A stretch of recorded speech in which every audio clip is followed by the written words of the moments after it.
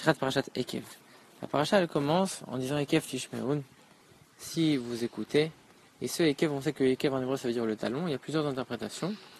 Et l'explication la plus courante qu'on dit, c'est que Ekev en vérité, ça veut dire véritablement le talon. Donc on dit si vous allez écouter, qu'est-ce que vous allez écouter? Si vous allez écouter et accomplir les mitzvot que tout le monde foule avec son talon, c'est-à-dire si même les mitzvot que les autres négligent, vous allez quand même les accomplir, alors à ce moment-là, là c'est la suite du verset, Dieu il va garder le serment qu'il a fait à Abraham, Yitzhak, etc. On sait que, donc du coup, il y a deux grandes explications. La première explication, c'est que ça fait référence aux mitzvot que les gens ils piétinent avec le talon. Et deuxième explication, on sait que talon, ça fait toujours référence au niveau du talon de Mashiach. Ça veut dire c'est l'époque qui précède juste avant la venue de Mashiach. Et sur cette époque, on dit que malgré le grand voile qu'il y aura dans cette époque, ils vont quand même accomplir les mitzvot et ce sera un grand mérite. Comme on l'a déjà dit souvent, on sait qu'il n'y a pas un verset sur lequel il y a plusieurs explications, sans que les explications soient forcément liées. Alors pour comprendre ça, déjà, il faut expliquer d'autres choses. Il y a écrit, si vous faites ces mitzvot-là, alors Dieu, il va respecter le serment qu'il a gardé, qu'il a promis de garder à Abraham, Yitzhak et Yaakov. Maintenant, je ne comprends pas. Normalement, il y a deux choses. Quand Dieu il veut donner quelque chose à quelqu'un de gratuit, alors il lui donne, sans que l'homme ne mérite quoi que ce soit, il lui donne. Il y a une deuxième manière que Dieu il a de donner, c'est il donne à quelqu'un qui a travaillé pour, et qui le mérite, alors Dieu il va lui donner. Ça, c'est le principe d'un serment.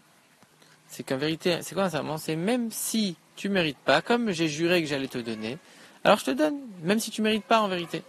Comme on avait déjà vu une autre fois, on avait parlé d'une alliance. C'est quoi une alliance? C'est quand tu as peur que l'union entre deux personnes elle va un jour s'affaiblir, alors tu fais une alliance pour dire que même si jamais il y a des affaiblissements, il y a des épreuves et quoi que ce soit, on va quand même tenir cette alliance, quoi que ce soit, on va quand même tenir cette union quoi qu'il arrive. C'est la même chose avec le serment. Si Dieu a fait un serment, alors il est obligé de le respecter. Quoi qu'il arrive, qu'on mérite ou qu'on ne mérite pas, il va nous donner. Qu'est-ce que ça veut dire maintenant? Ah, si tu fais ça, on va accomplir le serment. En vérité, l'explication qu'on donne, c'est que Dieu, il n'a pas envie de nous donner des choses qui sont incomplètes. Dieu veut nous donner que des choses parfaites. Qu'est-ce que ça veut dire?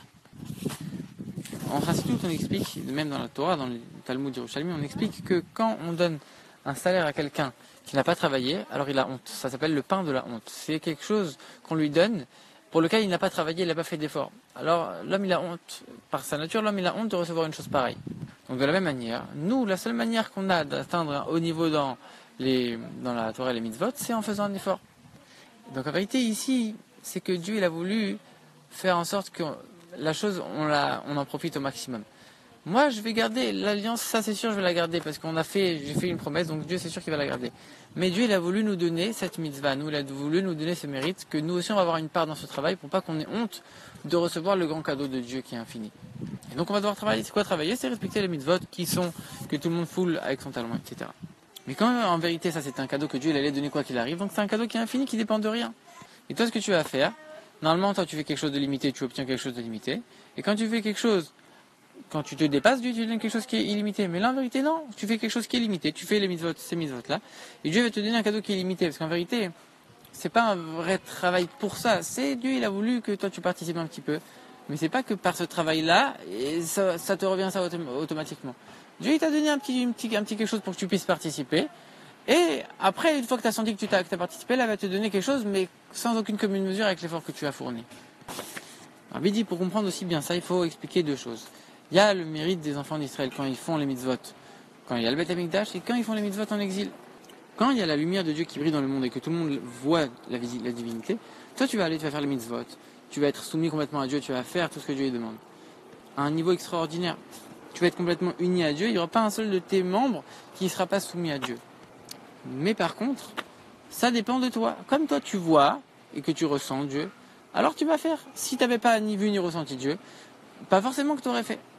Alors que quand on est en exil, on voit pas Dieu, on ressent pas Dieu. Et pourtant, quand même, on fait les mitzvot. Et pourquoi on fait les mitzvot? Parce qu'on se soumet à Dieu et on se force à faire. Même si notre corps, et on n'a pas envie, notre corps et notre âme animale, elle nous empêche, on n'a vraiment pas envie de le faire, pourtant on va se forcer, on va quand même le faire. En vérité, il y a une qualité dans l'un qu'il n'y a pas dans l'autre. Quand c'est l'époque du temple, du Beth Amikdash, et que tu fais les mitzvot, alors la soumission à Dieu, elle prend tous tes membres, elle t'englobe entièrement, tout ton être. C'est-à-dire que dans la quantité de ta soumission à Dieu, tu es entièrement soumis à Dieu. La quantité, elle est beaucoup plus forte qu'en exil.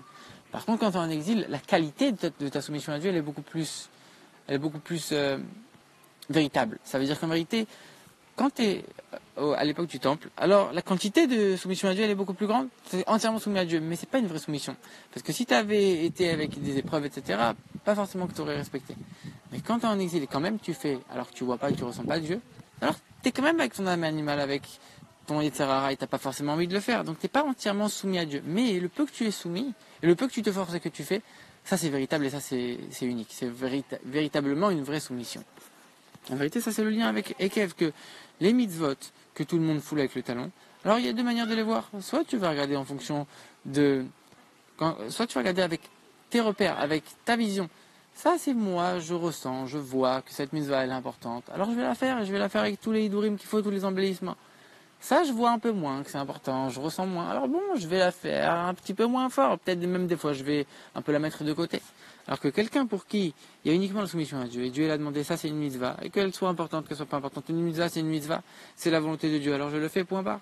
Alors là, il n'y aura pas de différence entre une mitzvah que les gens ils foulent avec le talent, c'est-à-dire les petites mitzvot entre guillemets, et les autres mitzvot que les gens, auxquelles les gens donnent de l'importance. Donc c'est la même chose que celui qui se soumet à Dieu, même s'il voit pas, même s'il ressent pas la présence de Dieu, il fait quand même les mitzvot. De la même manière, celui qui ressent pas l'importance de la mitzvah, il fait quand même la mitzvah juste par soumission à Dieu.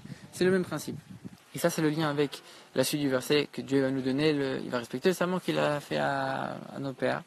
Ça veut dire ça, on avait dit que c'était l'essence de Dieu, quelque chose d'infini que Dieu va nous donner.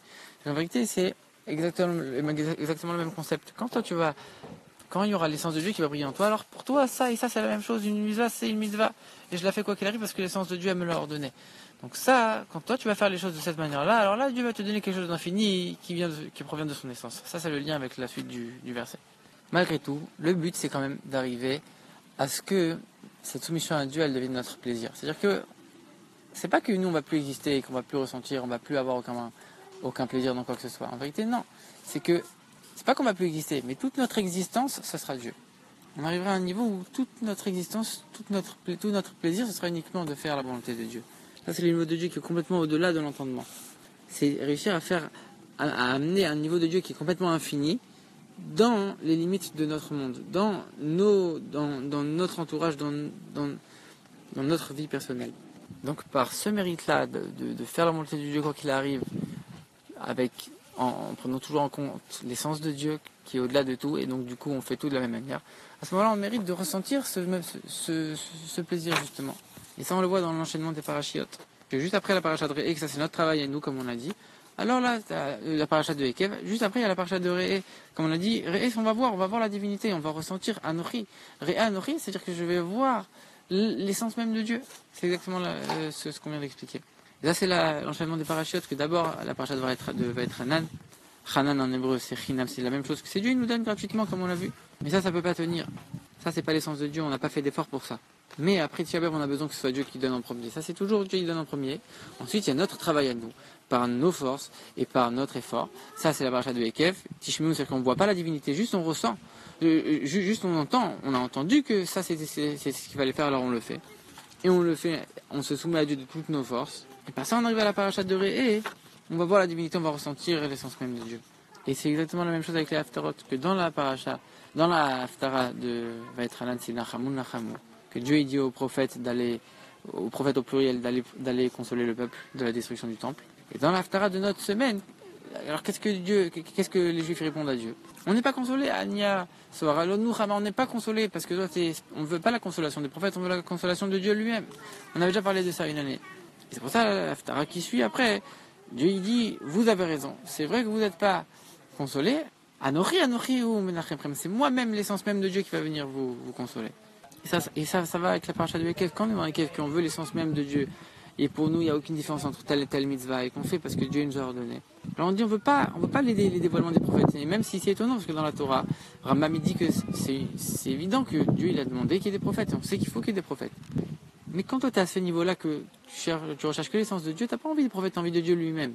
Et là, Dieu il te donne raison, il t'envoie véritablement ce plaisir qu'on a dans l'essence de Dieu. Quand toute notre existence, elle est uniquement fondée et basée sur la soumission à Dieu. Et quand on regarde les mois de l'année qui correspondent aux parachutes, c'est exactement la même chose. Ekev, c'est toujours pendant le mois de Av. Et Re'e, c'est toujours soit le mois qui bénit le mois de Loul, soit pendant le mois de Loul lui-même. Av, c'est le mois de Tisha B'Av, c'est la justice et la sévérité divine. Elul, c'est les dévoilements et c'est la miséricorde de Dieu. Comme on a déjà expliqué souvent avec toutes les années que Dieu il vient à la portée de chaque juif le mois d'Elul. Donc par nos efforts pendant le mois de sévérité, par le fait qu'on fait tous les efforts qu'il faut pour se rapprocher de l'essence même de Dieu, là on mérite d'avoir le dévoilement pendant le mois d'Elul avec la miséricorde de Dieu.